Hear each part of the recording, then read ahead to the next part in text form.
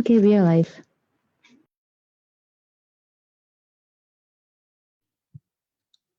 All right, so welcome to the quarterfinals of Bangladesh UADC 2020. My name is Sourodip. I have no preference in pronoun and I shall be the chair in this round. May I welcome the panelists to introduce themselves? My name is Amrit. I also have no preference for pronouns. Tamkeen, share there, please. All right, that's amazing. Now, in terms of hygiene check, I will be timing you guys, but I won't be giving you minute counts. So I will be writing times up after 7 minutes and 15 seconds. I know the panel and I will all stop writing after 7 minutes and 15 seconds. So I suppose limit your speech to that unless you want to give the speaker after you more prep time. So in terms of POIs, if you have any specific preference of POIs, just say it before your speech. Otherwise, we're going to assume you're okay with reactions or chat POIs. If you want unmuted POIs, then do tell before your speech. That would be great. And just for the sake of transparency and so that everyone can track, can you guys please give your lineups in chat? So the name, and your position, and then your preferred pronouns if you have any. That would be great in the chats.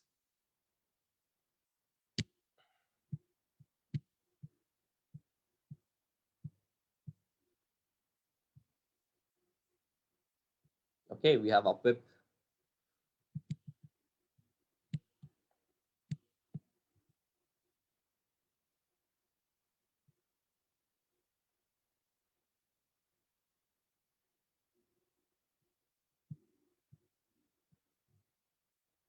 All right, we have the lineup as well. Now, from what I understand, the teams are debating on the motion. This house prefers a world in which the conception of sin in Abrahamic religions is entirely a result of human agency as opposed to the temptation of the devil. And on that, may I call upon the Prime Minister to begin this debate? Here. Am I audible? Yeah. Great. Just give me 15 seconds.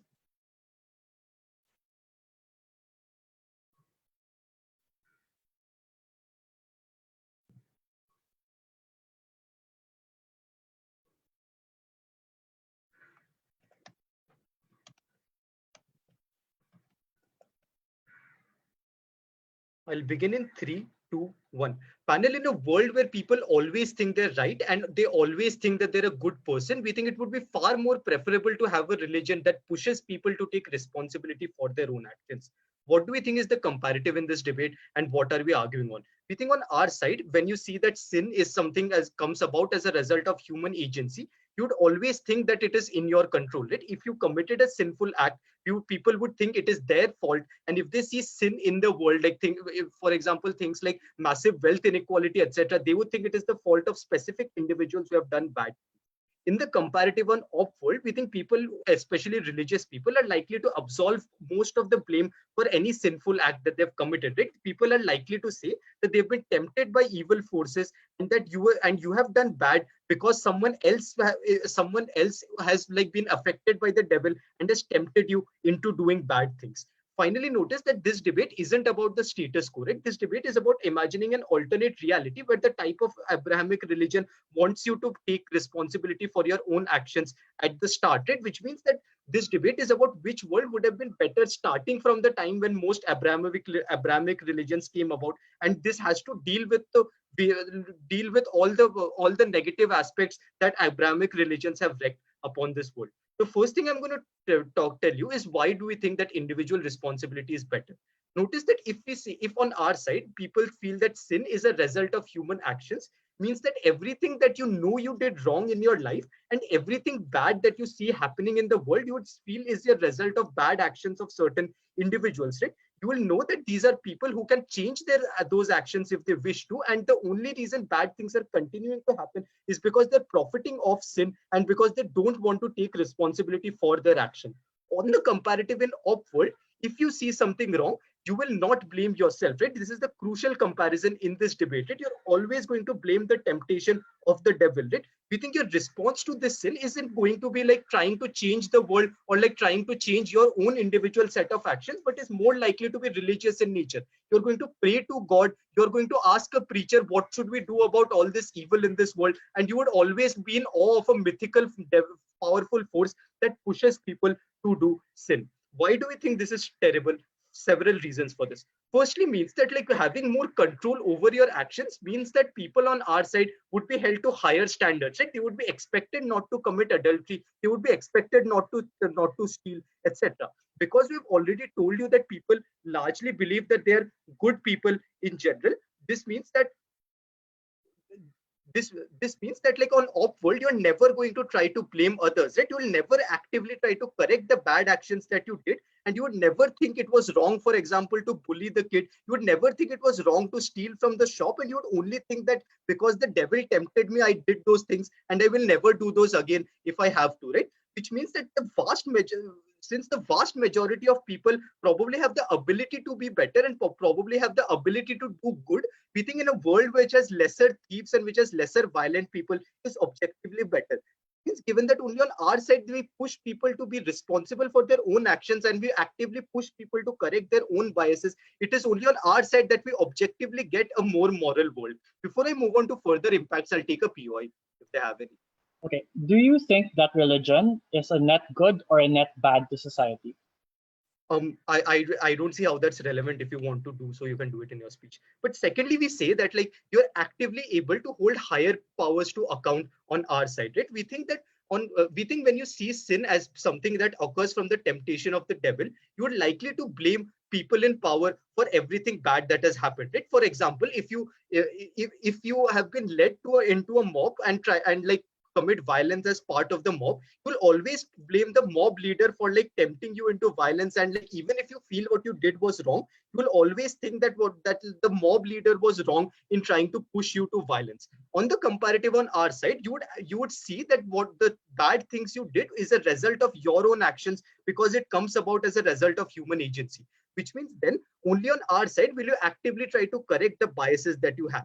But even beyond that, we think it is becomes much more difficult for politicians and people in power to absolve blame from bad actions. Right? We think the feature of Christian world is like preachers and politicians always asking for forgiveness. Right? Whenever they do something bad, the response would be, I have been led astray. I have been tempted into doing bad things because of these three bad people. Please forgive me. We think this is what continues the vicious cycle of oppression where bad people continue to be voted into power with the hope that they would turn good. I think this completely goes away on our side. But let's engage with the best case on op, right? Even if op says that like people are too poor and too powerless to be able to change their circumstances, we think on our side, you at least have the ability to be control over your own life, right? We think this is what uniquely gives you meaning within life. Because notice on the comparative, if you see vast levels of wealth inequality or vast levels of poverty and upward, you would only say that, I'm born in a very bad world where the devil is everywhere. I can do nothing but pray. We think this is what makes you extremely sad, where you see that you have no agency over your life and you have no control to change the circumstances in which you have been born in. We think what is much more substantial is on our side, where you see that at least you have the ability, if so, insofar as you can try to change people who are doing bad things, you can change the enormous levels of sin that is present in the world. We think this level of control is very extremely significant in terms of what it does for an individual. But finally, we say that our world is much better for minorities and women in particular, because notice that a large part of the oppression of women is justified religiously on the basis that Eve tempted Adam to eat the apple, and which is the cause of all sin, right? This has resulted in a lot of oppression for women, right? So from the medieval ages, things like witch burning and the slaughter of midwives have been extremely common because women have been portrayed as agents of temptation who are sent by the devil himself. Notice this is also extended to the kind of oppression minorities face, right? Because people feel that homosexuals tempt men into sin and therefore they should be like banished from society. All of this directly comes about from biblical justifications of temptation, where like deviants and other people are always seen as the ones who tempt you into doing bad things. How does this change on our side? Because on our world, the actions of every individual is independent of external forces of work, means that, like, for example, Adam's original sin is seen to be done out of his own free will, right? Which means that you cannot blame Eve for the sin that Adam committed, which means that all the resulting sin that is justified in the Bible is seen as something coming from like man's own inability to correct his own wrongdoings, which means that the type of oppression that women face will not be at least at a biblical justification on our side, which means that the large levels of the type of witch hunting that you saw in the medieval world is unlikely to exist on our side. They need to tell us why they're okay with it. For these reasons, proud to propose. I thank the Prime Minister for the speech. Now, to begin the debate on opposition, may I call upon the Leader of Opposition? Here.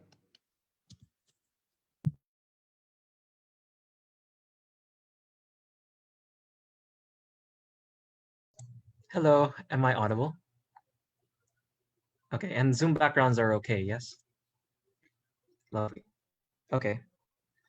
Let me just start my timer.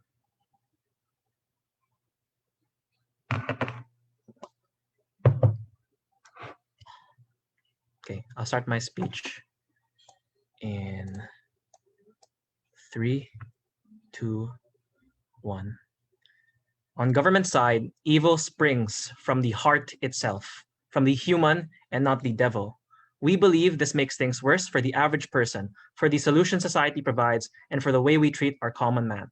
First, some clarifications. How is the temptation of the devil currently interpreted by most Abrahamic religions? Structurally, it is interpreted as the sin of the world. So the theological term for it is concupiscence. The first reason is most interpretations of it have manifested throughout the world and the circumstances you're in. So the example would be Jesus's hunger being the one that forced him to feel the temptation, or Moses' temptation in the form of his unruly subjects. So structurally, the devil comes through circumstances, which is how it even is interpreted in status quo anyway. So that's just to clear that up. Given that, then I have two responses before I move on to substantive. First response, they say, well, you're always going to blame the temptation of the devil. The first response is, yes, probably. I mean, if that's true, but that means that there's also less reason to do good actions because you're not an agent doing good actions, so you won't be rewarded for doing anything good. Secondly, the difference is that not all sin is okay. Clearly in status quo, there are responses to sin on both sides. The debate is not about whether or not sin is bad, but how we ought to respond to sin. But thirdly, beyond that, what ability did you have in the past to hold rich people accountable? They give zero reason for why this is likely to happen. Like, you're just going to vote your king out of power, especially when there are collective action problems as well as rich people having control over you. I'll explain why that's structurally the case later. Secondly, they have this point about women, which we think is fair. But the first is, this point is symmetrical at best, since on their side, women who do things that are bad are now also met with the full force of blame, so it's easier to blame these women. The comparative is that on our side, it is hard to blame women for being temptresses, for the reason that even if they are like agents of the devil, at the very least, you're not going to like shoot them or like set them on fire, comparatively more on our side. Anyway, first argument, we believe the solutions our model or our version of the world leads to are better for society. In their world, society locks people up for the actions that they do, no matter what their circumstances are. This occurs because it is agency that is to blame, not the devil. This is the natural conclusion for all governments, leaders, and voters, which is to say, restricting evil necessitates the restriction of agency. The comparative is that in our world, instead, the church spends billions of dollars on the sin of the world, pursuing rehabilitation instead of pursuing banning drugs, pursuing not locking up people, pursuing like putting pastors in prisons, for example, to help people rehabilitate, as well as just making life better. So this is exactly why like church institutions and Muslim institutions are some of the largest charities in the world. Why is this more effective as a structural solution? Firstly, their side reinforces cycles of poverty. People on their side are blamed for all their actions, which means that they are shunned by society and forced to go into crime as they lose out on opportunities like jobs, being part of a community, and feeling more alienated. Secondly, their side ingrains reinforced helplessness. You reduce their overall investment in society because they feel like it is impossible for them to get social currency back. Thirdly, moreover, other people who would otherwise motivate and mobilize for the most vulnerable now blame the most vulnerable, since it is the result of their circumstances on our side, but on their side, it is the result of their choices that they are poor, that they are suffering. On comparative, a more forgiving policy grants more agency to the average person, allowing them to either exit their circumstances through the more forgiving policies that we have presented to people, or rise above these circumstances. Secondly, people also experience more spiritual solace even when they are forced to sin by circumstance. Many people who are born into their religions are faced with the daunting choice of choosing between going to heaven and being true to themselves. We absolve them perhaps from the greatest moral dilemma that they might ever experience in their lives by saying it is not your choice, it is the fault of the devil, it is them tempting you, and therefore it is easier for you to escape this moral dilemma. This might be an intangible benefit, but perhaps it is one of the most important ones for people to feel fulfilled. But thirdly and lastly, it is easier for people to exercise control over their own lives as a direct clash with their point about control, because we think that even if people might be told they might have more control on government side, they are given less opportunities to actualize this control, as governments seek to restrict your agency over your own life in order for you to not do anything that is evil. On the way off, this means that our side is more effective at getting people out of poverty, more people into their own identities, and people feeling more control over their own lives. Second argument, assuming it's a trade-off, so not agreeing that it's a trade-off, but assuming that it is a trade-off, why do we care more about people that sin out of circumstance instead of people that sin out of their own free will? Four structural reasons why you will not meaningfully change people that sin out of their own free will because they are rich. Firstly, note that it is that your ability to exercise free will, especially in historically in the past, is directly tied to your privilege. Your ability to act is intrinsically linked to how much money that you have. This means that you are far less dependent on the church because you have other sources of morality to access, like philosophers, like being able to buy books and get education. Secondly, the converse might actually be true on their side. You as a rich person might be valorized for taking good actions. It is your agency that does it instead of you being born into the circumstances that allow you to do good things. Thirdly, even if you are condemned by the church on Gov's side, you have far more other things to back you up. Like rich people, again, are not as tied or as dependent on a particular group. They can move from group to group. But fourthly and lastly, rich people can also control the definition of evil or the definition of good. For example, King Henry creating the Anglican Church to justify divorce. For example, large-scale organizations and propaganda campaigns to justify their excesses. On our side, people who sin out of circumstance are far more important to protect. One, because there are just considerably more of them because these people make up the majority of people in the world. Secondly, because they have no control over their circumstances. That is to say, in most circumstances, people are born with their identity, are born with their social class, and thus are forced into these things, which is why it's more morally salient to protect these people. But thirdly, and most importantly, these people are just way more vulnerable. They are way more vulnerable to things like depression and suicide, but also, more importantly, are way more vulnerable to be oppressed by society, which is why it's important to be more forgiving to them. Before I move into my third and last argument, I'll take a POI from whoever's giving the POI. Are you okay with letting criminals go because their act of crime was an act of the devil and because they'll be punished anyways in the future? So just let them stay free. Well, okay, I think that's a bit of a dubious comparative. On their side, we'll probably lock them up for longer. On our side, we'll lock them up for less, but we'll have more efforts to rehabilitate their personality as opposed to seeing it as a direct result of their agency. Anyway, thirdly, we also believe that you see people as inherently good, which allows for the creation of communities. This is a considerably more historical argument. First premise, the principal difference on their side is that you see evil as springing forth from the person versus the world. This means that the root of sin is the person, which means that you see the person as inherently evil, or at least inherently capable of doing evil, as opposed to the devil being the one doing evil. Note that this is the time where Abrahamic faiths are strongest, where nation states were still burgeoning and where communities are still fractured. There are three mechs as for why community is impossible to form on their side and why it's more possible on our side. Firstly, people now believe in one another more, which means they're more willing to collectivize. You're more willing to contribute your labor to the village and the abstraction of the nation state. There's more impetus for redistribution, as well as the more motivation internally to the church to form communities. Secondly, you're more willing to cross ethnic lines and racial lines because you can unite against the devil. You can unite against a uniting force of temptation to reduce the evil in the world and in your circumstances. But thirdly, you're also more willing to forgive. And this is important, especially in some of the most conflicted, most terrible societies, post-crusades, post-wars, especially in the context that we provided to you. Firstly, you can say that it's not the person to blame, it was the devil, which means it's easier for you to forgive. But secondly, the abiding belief that if you give another human being more agency, they will make the right choice means that you are more willing to protect these people and allow them into your society. The reason why this is so important is just obvious. You have societies that care about people. You have more collectivization, which means more net utility and more efficiency gains. In terms of impact, you have communities that give food to people, protect the most vulnerable, and that are willing to have the abstraction of another human being in your head and still care about them. At the end of this speech, we believe that people can be inherently good and that sometimes you have to beat the devil out of them. For these reasons, you must negate. Thank you.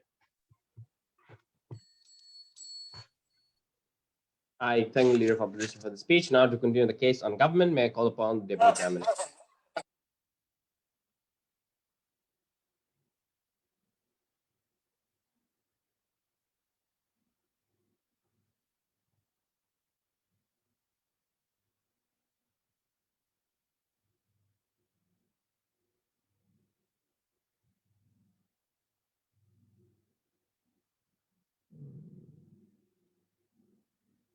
You did not unmute yourself. Yes, 10 seconds, sorry.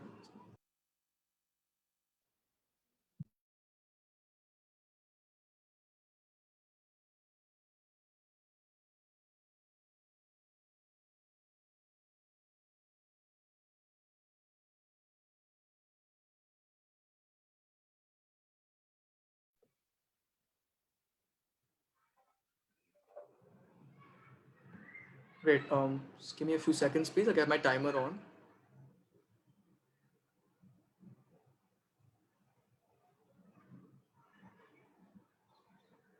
Perfect. Starting my speech in 3, 2, 1. Just ask a common man out there, what is a preferable world? A world where literally everything you do is in your control and you have the ability to change a circumstance, or a world where you're attributed as a devil or led astray by someone or someone with a weak conscience simply because you went and maybe stole food because of a weak circumstance. They say, we will rehabilitate people very easily because they were led astray by the devil. But notice this, not everyone on their world, according to the Abrahamic religion, will be treated equally as in equally tempted, i.e. people who tend to err or tend to go commit sins are likely to be considered individuals who are susceptible to devil's nature or susceptible to devil's temptations to a larger degree. This is exactly why you accord a higher status in society to people like priests, to people like monks, etc., because they have reached a state where they're not tempted by devils anymore. This is exactly why individuals who are likely to commit crimes or do drugs, etc., are likely to be relegated to the lowest position in society simply because you consider these individuals as people who really are susceptible to the devils, etc. The difference is on our side of the house, at the point at which all their actions are contingent on their own agency and their own ability to change things, you always believe that these people can change, right? There's a possibility that these people can change. They probably committed a sin once, but you can change that if you give them the ability to do so. On their side, once an individual's gone prey and gone astray and fallen into temptation with the devil, he probably remains the same because that's his inherent characteristic. He's probably a form of a devil or a servant of a devil on their side of the house. Then they claim, people will start coming in groups and they'll just become very, very tolerant in nature.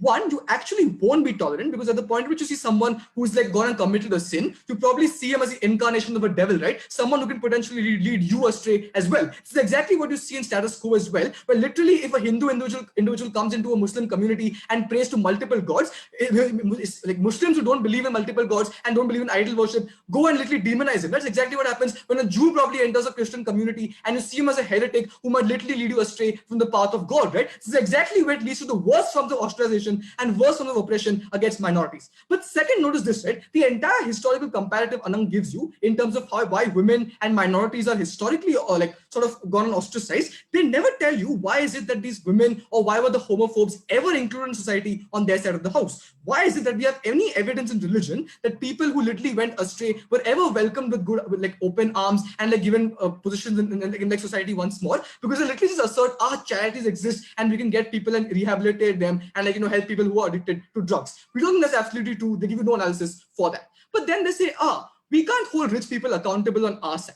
One, notice this, right? At the point at which you think that the person or the rich person who literally went and fucked your life up is not because he was led astray by the devil, but because of his own individual action, you feel as a common person who's been fucked over that you have the ability to change that when you go and remove that person from the position of power. But two, if you literally feel you're so fucked up and your position is really, really bad, you know you have it in yourself to be able to go and revolt against them. We don't say we're going to change the world completely and just people just suddenly start toppling positions of power. What we rather say is you at least get small possibilities of change at the local level, right? You probably go and seek accountability from the local preacher of yours who led you astray into some random path, right? Who probably told you something which was completely untrue about a religion and probably convinced you to do some actions which were really not immoral or not right for you. We think those kind of accountability mechanisms start coming about on our side of the house, which are completely absent on theirs. I'll take a POI. The very nature of temptation from the devil is that it is supernatural. It is not an individual who's a devil, because a devil in most Abrahamic faiths is a supernatural entity. So you can't attach it to any individual person. This is exactly ironic, right? Because at the point at which they say this is a supernatural individual who you have no control over, I'm really not sure they're on their side of the house. How is it that you have the ability to go and actually forgive people or change situations for people? Because literally you have literally no agency to change circumstances. Which means if people in positions of power continue to fuck you over, you're like, fuck, it's the devil's fault. We really can't do anything about it. Which means the possibility of change is completely absent on their side of the house. I'm not sure how they ever prove that to you in their speeches. What then is the comparative in this debate, and why is it that our world is much, much better off? 3 reasons for that. Firstly, we think giving individuals the ability to go and change circumstances for themselves and take individual accountability means that you decrease the worst forms of oppression against minorities, right? You literally go and tell people that you'll probably go and commit sin by literally going and oppressing someone, because literally it's not the devil doing it, it's you being completely cognizant of their own actions and being in complete control who's actually doing that. This means that individuals in positions of power who've gone on for centuries justifying their actions by saying we've been led astray by devils, or circumstances forced us into this, or some external power literally went and controlled our actions, these individuals can't get away with literally just doing the same amount of oppression for histories, right? Which means positions of power literally have the possibility of change and reform on our side of the house. But two, your ability to go and actually forgive people and integrate them back to society, and that's the comparative which Elo wanted to push in their speech, increases multifold on our side of the house, at the point at which you believe that this person probably made a mistake once, but has the ability to go and change that in the future. They need to show you what is the possibility for an individual who went and committed adultery once, or went and consumed drugs once. What is the possibility for that person to change, given the externality is the devil, which you have absolutely no control over, which means if it happens once, it's likely to happen once again.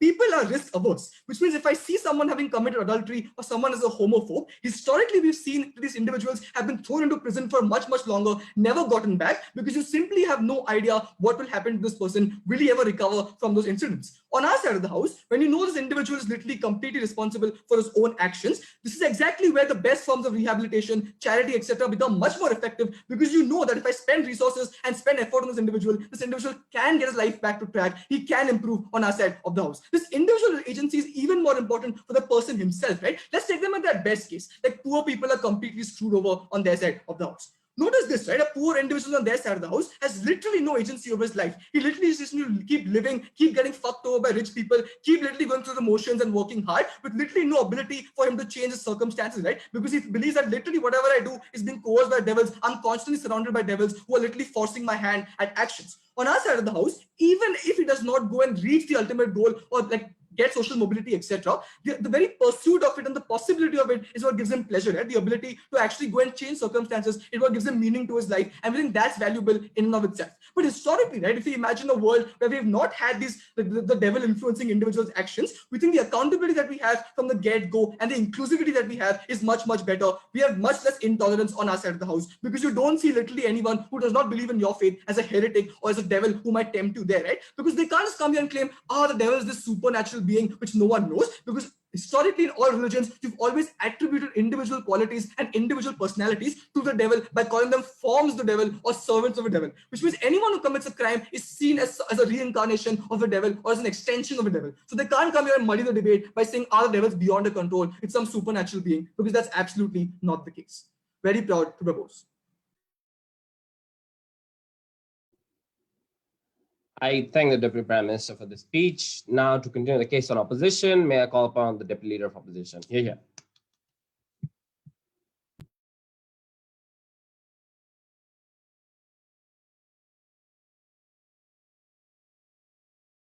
Hello, am I audible?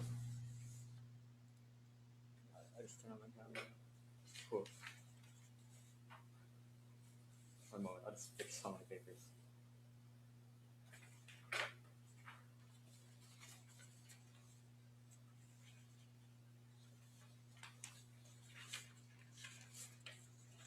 Cool.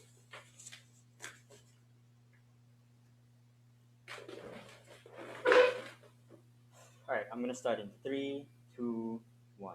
I don't think they ever respond to the comparative David provides you, that the devil is in the structures. It is in the hunger that Jesus felt in the desert, which is why he was almost tempted to eat bread when he promised to fast. It is in poverty that tempts you to want to steal from another human being. It is in a lot of these things that we cannot perceive but are greater social evils that we ought correct, which they never respond, because they just say people should accept their own agency and change these structures around them, without really telling us how are they likely to do that and what is the capacity for them to do that. However, in the comparative, when people view a world in which these people have little to no agency, as such, we should change these structures around them to increase the capacity they have for agency, like being able to have more rehabilitative centers for drug addicts, like trying not to lock up every single poor individual, and instead trying to alleviate poverty in poor areas, which are all things that cause temptation, which are all manifestations of the devil, that I find to be far better in trying to solve whichever inequality they want to pursue. The first thing I want to deal with is that they say there are rich and elite individuals that are never held into account.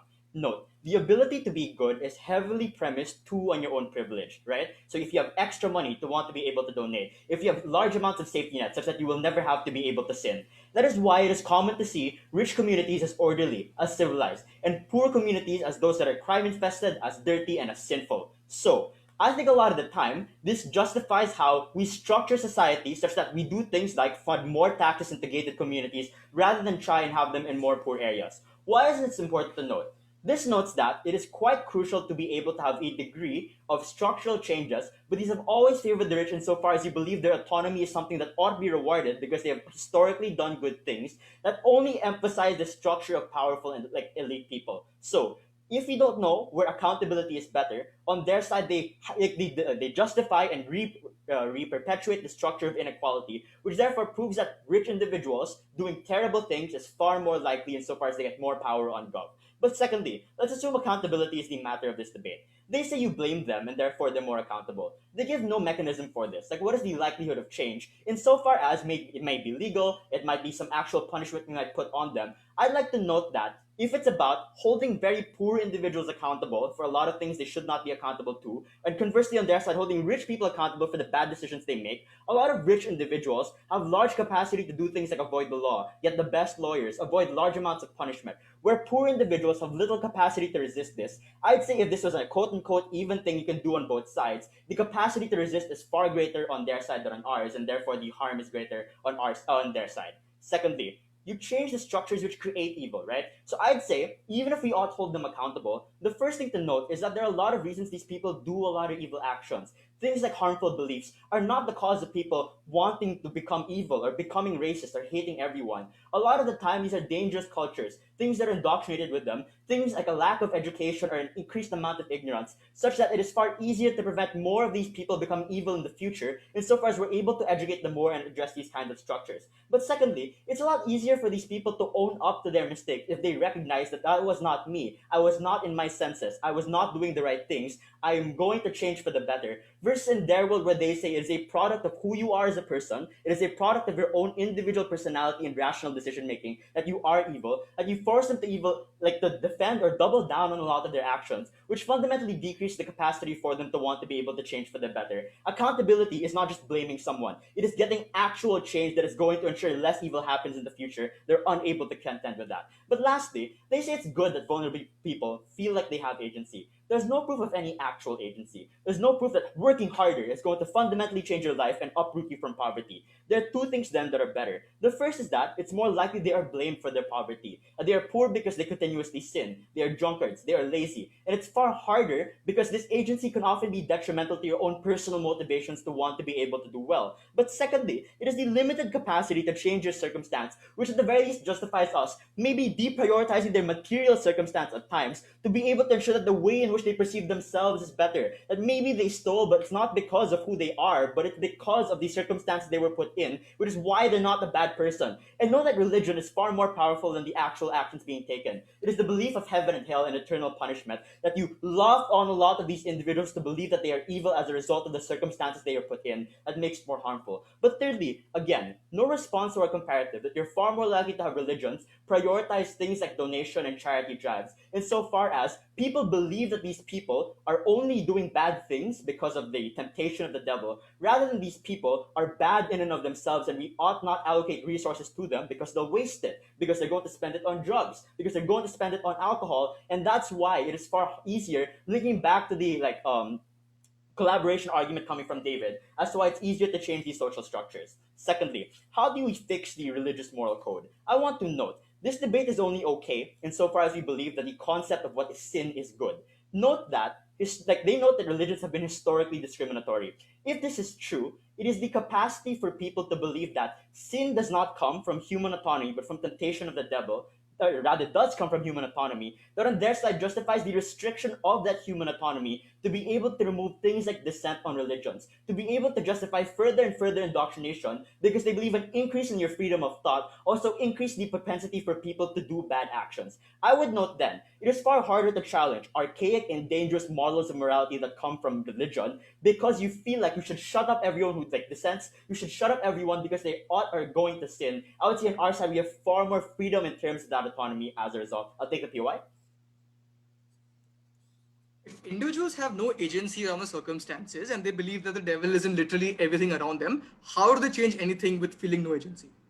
Wait, number one, if you have no agency, then the ability for you to change how much agency you have is in the structures, right? You have no agency because you have things that are so overwhelmingly around you that prevent you from having that agency. We ought start alleviating poverty. We ought stop trying to deter crime rather than try and solve the structures around crime. I think that's very simple. Lastly, on minority groups. So I think they just argue by example to say everyone will think they're a reincarnation of the devil. I would say on their side, they also think that they do all the evil actions they do as a result. But note that the fundamental strain between minority groups is that they are blamed for their identity. I would say on both sides they are likely to be oppressed, but on their side, it is far more likely that you believe homosexual individuals chose that identity and should be punished for it rather than believing they were put in that circumstance. It is the ability for women to be blamed for the different actions that they do, how aggressive they are sexually, how sexually assertive they are, which means that they deserve whatever comes their way as a result. I would say on our side, it is the belief that temptation, because they say that you are likely to forgive these people, and that's a bad thing. I'd say it's particularly important for minority groups who have little to no agency in determining who they are, but at the very least can cushion the blow of believing that they were sinful because they chose to be sinful, and that decreased discrimination for them overall. I'm incredibly proud to oppose.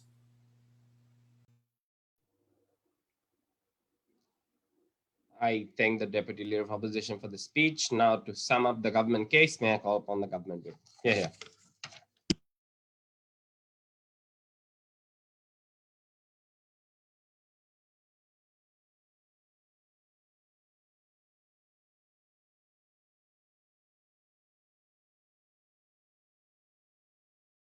Hi, am I audible? Just give me 5 seconds. Also, I just appreciate if everyone shuts off their video because my internet has been quite bad. Thanks a lot.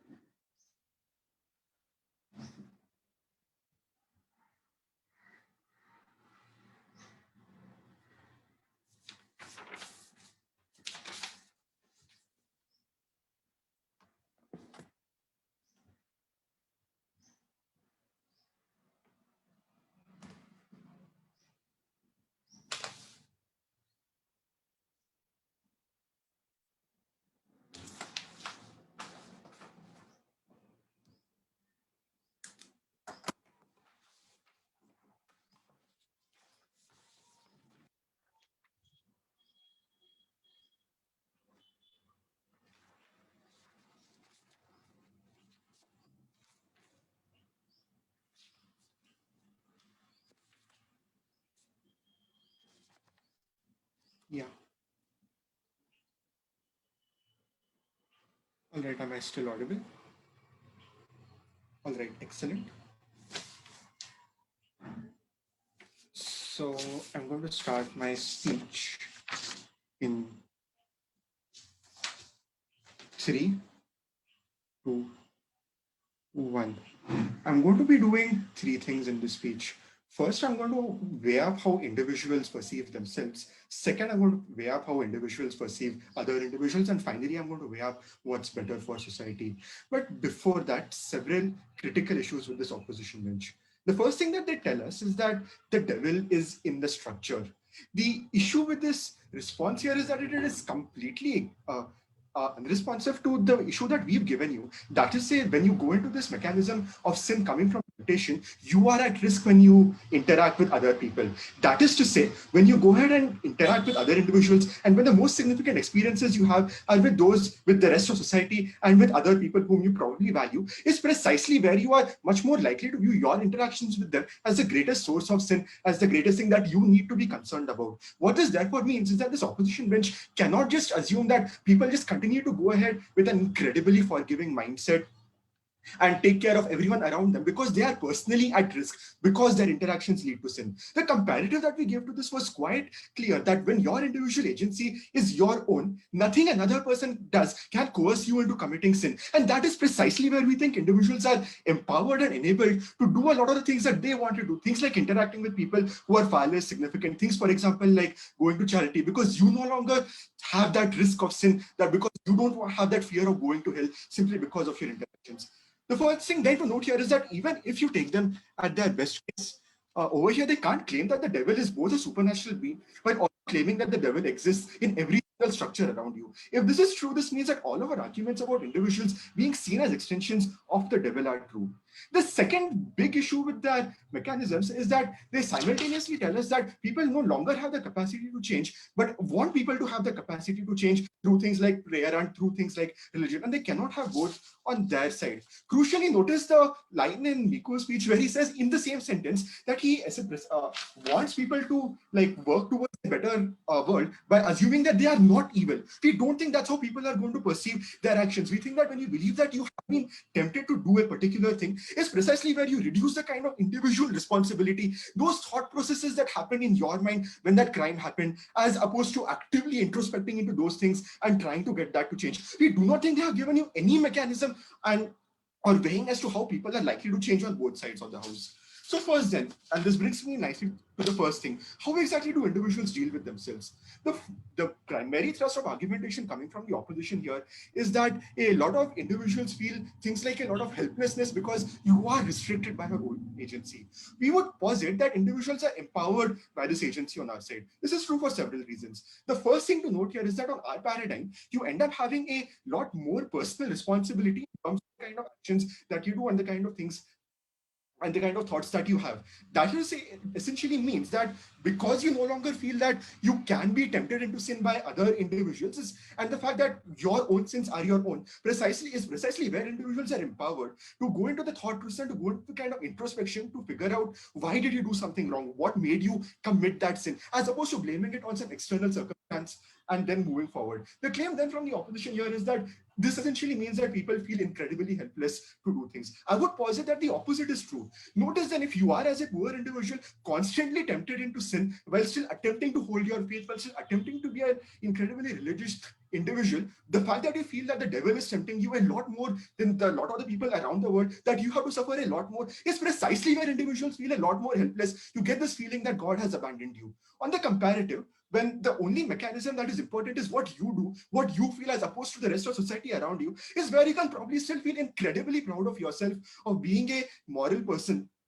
Because that is precisely your agency that has led to yourself, and that is precisely what you have under your control. And that is precisely what we think gives people agency. The second thing then to weigh up here is that we don't think that even if you don't buy this response, we don't think that the opposition bench has given you enough of a weighing as to why people are better able to deal with their agency on that side. Second then, on how people interact with other people.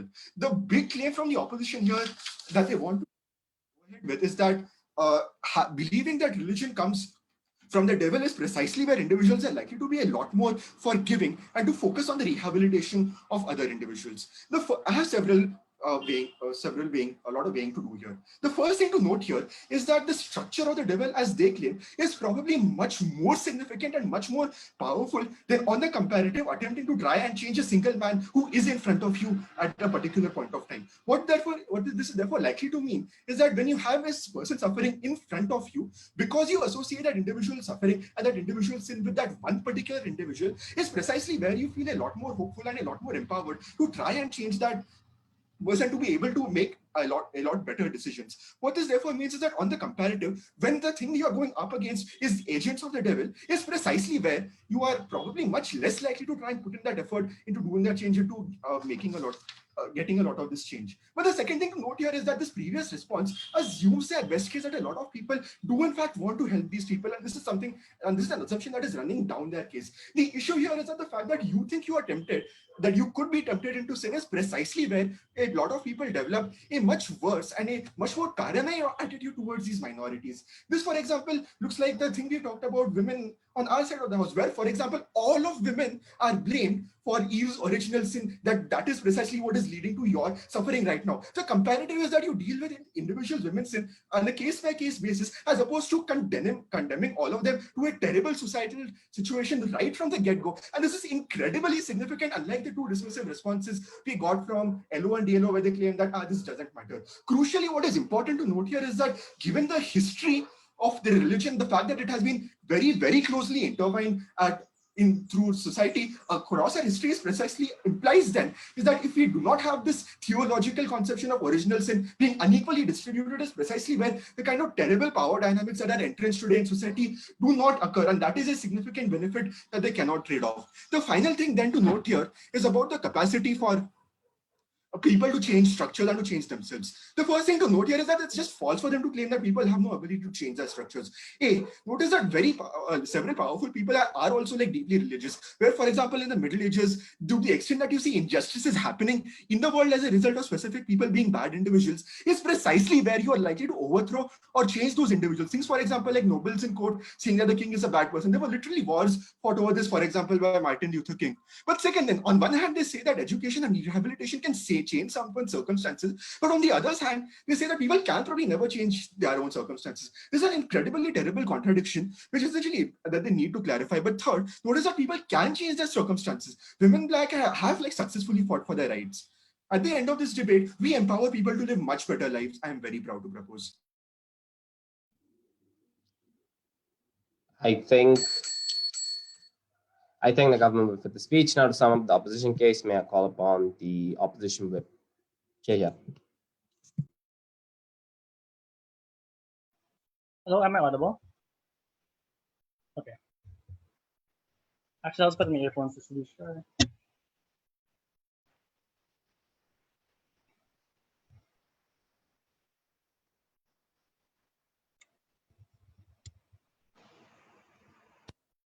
Hello, this is fine. Okay. Starting my speech in 3, 2, 1. The first thing I want to take out is this claim coming from Gov that you want to be able to sometimes religions define the devil to be minority groups or particular individuals, and therefore that leads to discrimination. What is our response? The first is we said that it's empirically not true. Christian metaphysics says that the devil is a supernatural entity which affects a lot of the structural forces. That's why David brought out the term of concupiscence, which he had no real response to. But secondly, the claim that they are agents of the devil presupposes that they're agents in the first place. So presumably it exists on either side, right? That people are agents, allow themselves to be tempted, and therefore it's unclear why not it's particularly different. But thirdly, the nuance of an Abrahamic religion versus any other religion is that it is rooted in the creation stories, which show that God created humans to be good and that he liked the creation that you have in the very first place. It's inherently contradictory to a lot of theological doctrine for you then to say that some people were created to be tempted or some people were created to be evil necessarily under their side of the house. What is the response? They said, if you're tempted by the devil, this proves their claim that you can never be changed and therefore people will just be fatalistic.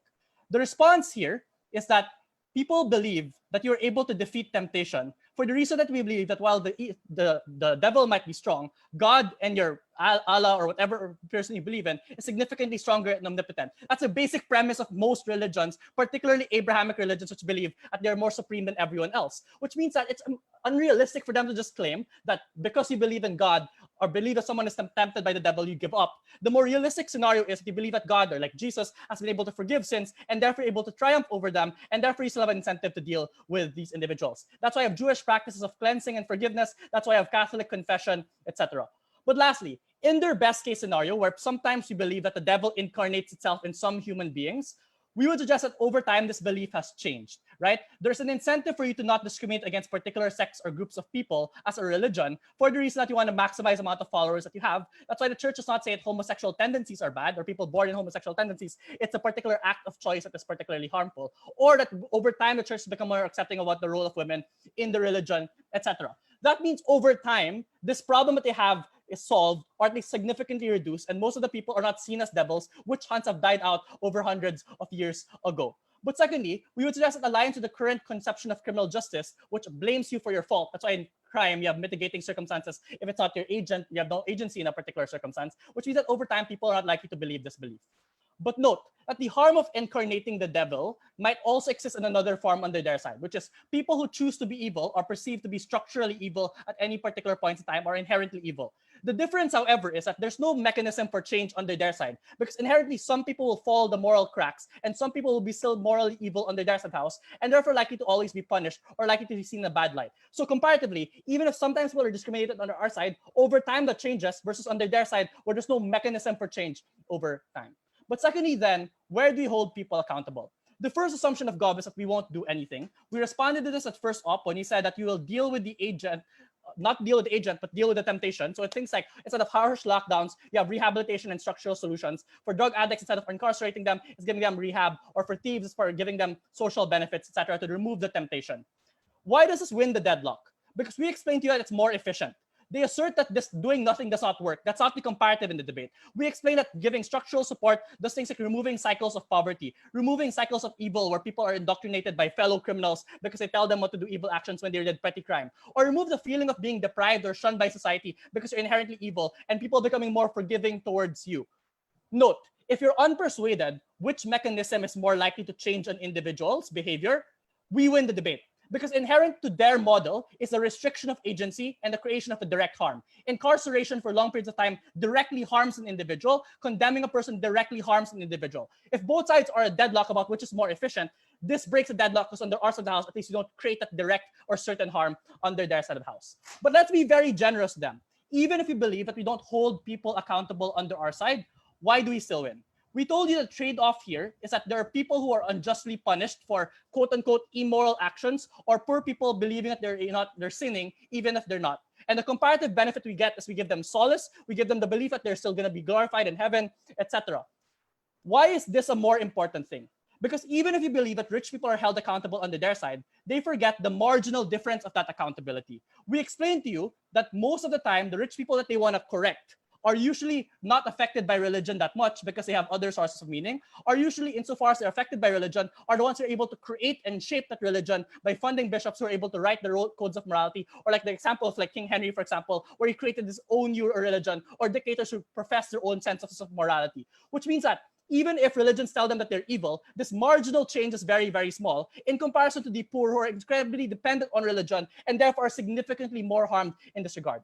Besides this, Miko gave you two more reasons, right? The fact that the determination of guilt is usually benefits the rich, and therefore they don't even see themselves as evil necessarily because they have good lawyers to pay things off, because they are told by their friends and family that they're good people, that they're valorized by society, or the fact that a lot of times religions themselves are bad, and therefore telling people to correct particular behaviors are not the best thing under their side of the house, but at the very least we're able to give solace under our side of the house. That means we explain that to a degree that we let some rich people or people who have agency act on continuously harming other individuals, that's less important than the protection of the vast majority of the privileged, underprivileged society who are deprived of their agency but are condemned to be believing that they're sinners and minorities. That's the weighing that will win the debate for us regardless. But last point they then make is, well, we have a feeling of agency under our side of the house. I would just suggest that this is a tautological argument, right? Obviously, you have more agency under their side. You don't prove why agency is a more important value, right? Agency is value neutral. If you're accounted for, you're blamed for the failure of your team, yes, you exerted agency, but it's probably a bad thing. So it's only valuable insofar as people feel good about themselves. If we believe that the vast majority of people are oppressed and it's the elite who determine the sources of morality, then presumably most people will be excluded from the sense of agency under their side of the house. But what they don't deal with at all is the claims coming from David about why this narrative allows people to have more cooperation and unity. It is the belief that you can unite against one evil versus every person being potentially evil, or the fact that we believe that people are inherently good and they don't make wrong decisions. It's someone else that is doing wrong. It allows people to trade with one another. It allows people to cooperate and create nations with one another. It allows people to become more self-serving, etc. Note that this argument responds to the claim about evil actions, because to a degree people are more cooperative, evil actions don't work. But it's a standing benefit, regardless of whether or not you believe that accountability is likely to change under our side of the house. At the end of this debate, we proved to you that the devil incarnate is actually worse under their side. We proved to you why accountability is better under our side, or at the very least, less important in the claims to make. And we've proven to you the unresponded claim that they have failed to respond to. I think Gobweb is too late. For those reasons, we're very proud to oppose. Thank you.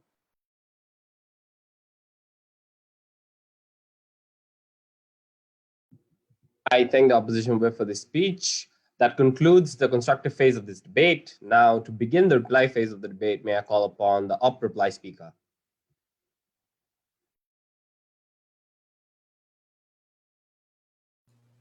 Hello, am I audible? Cool. All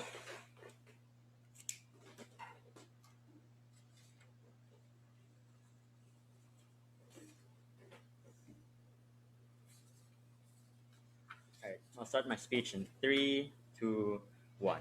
The Gov case is inherently contradictory. At GovWhip, they say you cannot trust other people because they're agents of the devil, you cannot forgive them. But at PM, they say you are too forgiving and you won't hold anyone accountable. Note, the GovWhip argument actually proves the entire case on op. If you believe people to be doing evil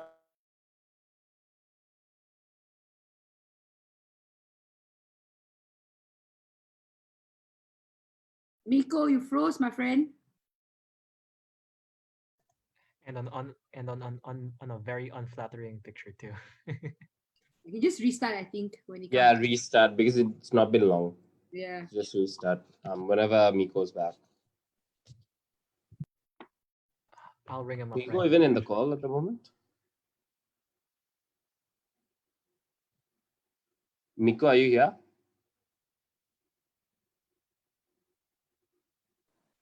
I think I'll call him. Sure.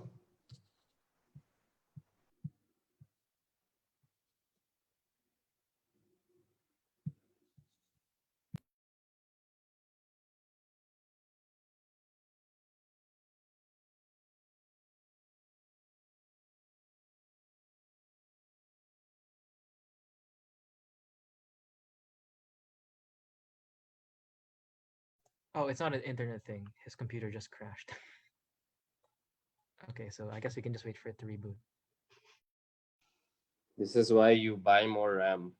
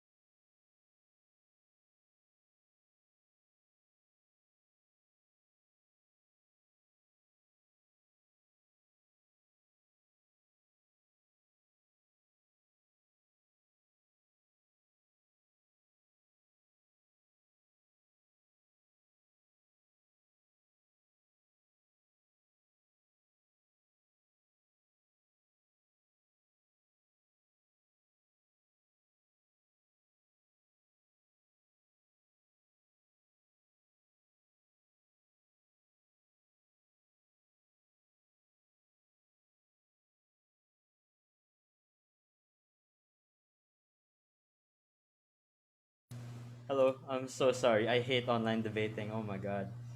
My computer absolutely just blue screened on me. Okay. Yeah, it's okay. I think better to start over. Yeah. Okay. Sorry about that, everyone. Sorry for the stream too. That must suck. Anyway, I'll start in 3, 2, 1. So again, the Gov case is inherently contradictory. At GovWhip, they say you cannot trust other people because they're agents of the devil. At PM, they say that you are way too forgiving and therefore that's just not likely to happen. But in fact, if it's you believe that you are an agent of the devil, but you actively choose to be an agent, that proves our case. Because that significantly diminishes the trust you have between people, insofar as you believe the evil actions they do are the product of their own doing, rather than of an external force that is likely controlling them. I want to talk about two things as a result then. The first is on accountability. Who does accountability affect the most? Their benefit is accrued if all the rich people who are evil are likely to be held into account, but the harm also happens that more poor individuals who are in unjust circumstances are unjustly punished for things they could not possibly choose to do. So, the first thing I want to weigh here is just the likelihood of it happening. We said that it's very hard to hold incredibly rich and powerful individuals fully accountable, even with the power of religion. However, it is far less likely that the poor individuals who are unjustly punished can resist the law. You get less of the benefit and more of the harm as a result. But second is on effectivity. They never explain why just saying someone is to blame is likely to change their actions, is likely to diminish the amount of evil they are causing into the world. When we claim that, being able to change the things that they believe, or just giving them incentives to want to push it to the side and say, that was not me, it is not who I am, I'm willing to commit to do more good things, is far more likely to make them do less evil, rather than saying they are bad people and forcing them to defend themselves or double down on being bad people. But lastly, they never responded to the argument that this whole clash is premised on the existence of inequality and the concentration of power among the elite. We said that's justified insofar as you view the poor as sinners and the rich as people who have the capacity to do good, which is why you're far more likely to redistribute taxes for them. You're far more likely to trust them towards power, and therefore the structure of inequality is far more likely to be recreated on Gov than it is on Op. So this benefit of accountability works insofar as the autonomy is used in like good ways, in bad ways rather, insofar as that autonomy can also be absolutely necessary or sometimes fundamentally constrained. I think we win that clash. But second is on agency. They say it's good to have agency. This debate is not about agency over your situation or feeling like you can control everything. It is about agency over your moral actions and sins, which is why it's still unclear to me why believing that you are amenable to all the terrible things you have done is actually good for vulnerable and poor individuals who often had to do them out of necessity, not their own good. But note that the case is just, well, if you think about it, maybe you should just stop doing it, right? That's simply not likely to be the case. When number one, they're likely pushed onto that by a lot of structures that force them onto that, but secondly, they have no answer for the capacity to change how those structures work. At best, they say, maybe you'll take more control over your life, maybe you'll do more actions that are going to lift you out of poverty, never explaining what the capacity or likelihood for that is. Insofar as they also explain that your hard work is never commensurate to how much you are rewarded, I would claim that having more structural changes, which are far more likely to be pushed for on our side, insofar as you believe the poor are tempted rather than evil, I think then is going to give them back that agency that they want to be able to claim over the situation. Lastly, even if we can't change anything, it is the defense of a spiritual change or the belief that you will not have hell, eternal punishment be levied upon you for having done things that were absolutely necessary to you, that I think wins us this clash if you believe that no material change is likely to happen. But lastly, on minority groups, I think they argue by example, give this one biblical story, and then say that, everyone will also be reincarnations of the devil. And so far as the converse is, people who do bad actions, like being gay, or a lot of the sexual things that they deem as bad towards women, are also done in their full autonomy. They're likely to be discriminated on either side. It's a question of where do we best cushion that blow, and it is when their identity is not as a result of their own choice, or the situations they put themselves in are not situations they put themselves in, but rather temptations from the devil rather than actual actions that they take upon themselves. This is far worse. But lastly, no response by extension on being able to change the moral codes. That's important because this debate is only good insofar as you believe the moral codes are good. I am very proud to oppose.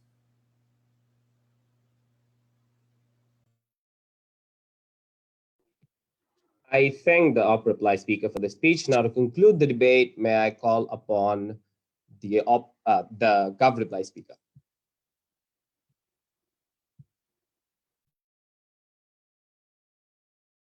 Hi, am I audible?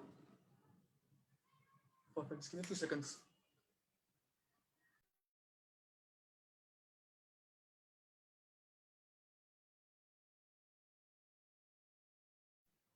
Yep. Just give me a few seconds, please.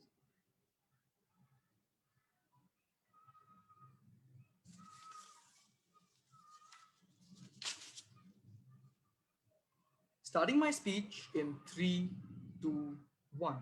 I know you're probably convinced that OP has already won this debate, but let me just remind you that they've never proven anything properly. One, they give you no structural reason why is change possible on their side. Two, no reason why is it that people are so altruistic that they'll just welcome people with open arms and give them charity and just help them rehabilitate. Or three, why is it that if the devil is a supernatural force, do normal people like you and me believe that we can actually go and counter the devil and go and escape the temptations which the devil has? They need to defend status quo and centuries of oppression which this belief has led to in Abrahamic religions, which means Ignacio can't just come in his speech and say, things are changing now because for centuries it did not, and homophobic people, sexist, women and like gay people, etc., were constantly ostracized. So I'm not sure how things were that great on their side of the house. Where exactly is it that change is possible in this debate? Firstly, at that best case, probably you recognize the devil is responsible for your circumstance and you blame him for it. Notice his blame is symmetric in nature. That means if a druggie can blame a circumstance for consuming drugs, a rich person can also blame a circumstance by saying this is exactly why I went and oppressed you, or this is why I was corrupt, right? Which means change is never going to happen on their side because individuals keep blaming the circumstances around them and literally have no incentive to change. Second, sure, we don't prove to you that revolutions exist or suddenly everything changes. We think the possibility of change is something which even they demonstrate on their case, right? When Ignacio concedes that the Catholic Church is now changing and becoming more open to homophobic ideas, which means at the point at which they concede that change is possible, we think that change is accentuated on our side of the house when individuals know that they have the ability to change, and if they rally for change, they can at least create some possibility of that change. On their side, when you know you're always fighting this devil, a supernatural power who's completely beyond your control, I'm really not sure when they showed you a single mechanism for why do people even feel the need to go and pander for change or fight for change, when one, rich people will always blame the circumstances around them, but two, you're always reminded that the reason you're in the situation or the reason you sinned is because this devil led you astray. You can do nothing about it. No mechanism for change on their side. Second, which side are the most oppressed people best off? Firstly, right, their best case is if you see everyone as a nice individual and you welcome them with open arms.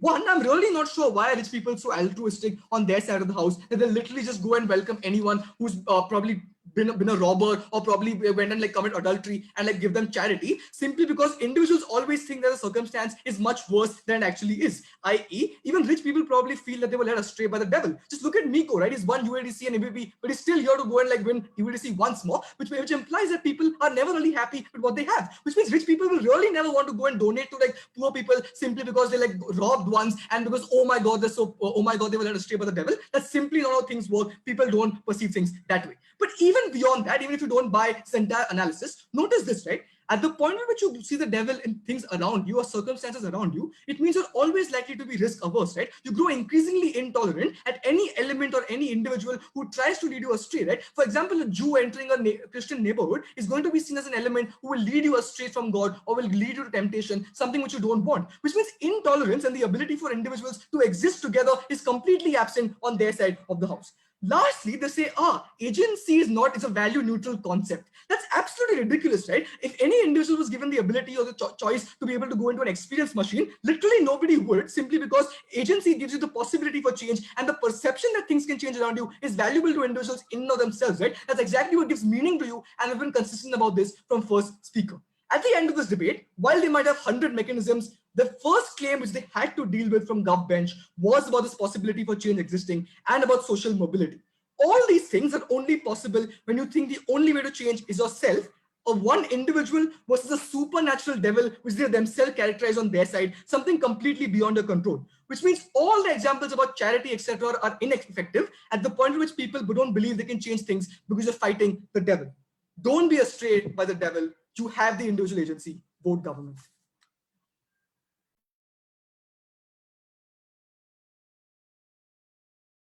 All right, I thank everyone for their speeches. If you could, then virtually cross floor and shake hands and leave the call, so that the adjudicators Thank you for the debate, everyone. Yeah, thanks for the Thanks for